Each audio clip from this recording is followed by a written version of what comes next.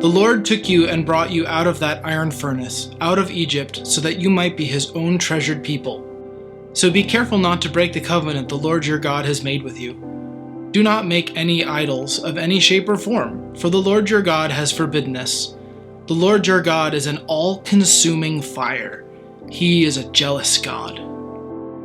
King Nebuchadnezzar of Babylon, without any explanation, built a gold statue 90 feet tall. We heard about this last time. We're not really told why he built this, although it seems like he might be taking his cue from that dream he had back in chapter 2. Nor are we told what the statue is of. If it's a representation of the king himself, or maybe one of the pantheon of Babylonian gods. Regardless, when the music plays, the many administrators who have been summoned to the Dura Plain did as they were instructed and bowed down to worship this enormous idol. All, of course, except for those 3 Jews, whose Babylonian names were Shadrach, Meshach, and Abednego. And of course, like in any corporate environment, there were more than enough sycophants who were more than happy to report bad behavior to the authorities. So Shadrach, Meshach, and Abednego are brought before the king. I will give you one more chance to bow down and worship the statue I have made when you hear the sound of the musical instruments, he says. But if you refuse, you will be thrown immediately into that blazing furnace. And then, what God will be able to rescue you from my power? Chapter 3 of Daniel is written as a chiasm, which is a form of Jewish literature that means it's in the middle of the chapter, is most important. The moral of the story, that's in the middle. But even without knowing that, if you read this question, you have to know that that is way too perfect a setup to go unanswered. 2 kingdoms, Babylon and the kingdom of heaven, are put to the test. And even though they are obviously in very real danger, the way that the story is written is meant to expose that the kingdom of Babylon is kind of a farce. These men have seen through the pageantry of this facade, with all the hype and the peer pressure and the violence that is required to make people obey. And so, like in The Wizard of Oz, they have seen the man behind the curtain, and they know that he is no god. So Shadrach, Meshach, and Abednego replied, "O Nebuchadnezzar, we do not need to defend ourselves before you. If we are thrown into the blazing furnace, the God whom we serve is able to save us. He will rescue us from your power, your majesty. But even if he doesn't, we want to make it clear to you, your majesty, that we will never serve your gods or worship the gold statue that you have set up." We all know what happens next.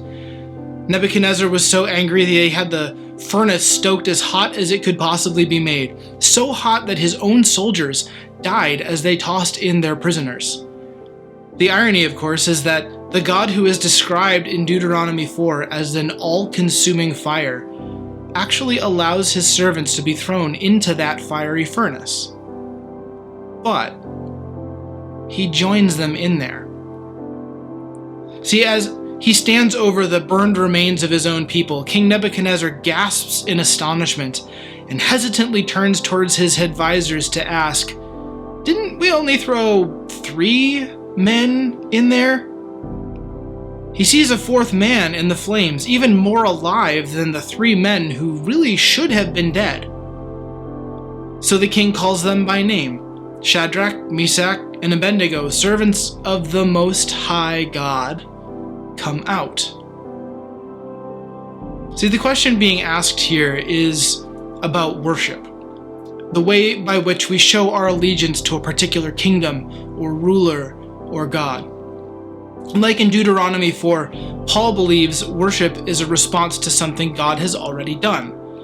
In Romans 12, Paul wrote, "In view of God's mercy, offer yourselves as a living sacrifice, holy and pleasing to God.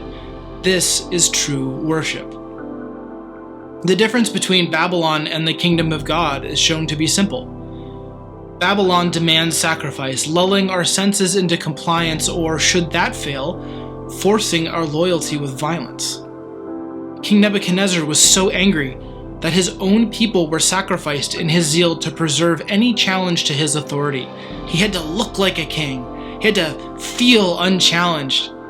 and would go about any means necessary to achieve that.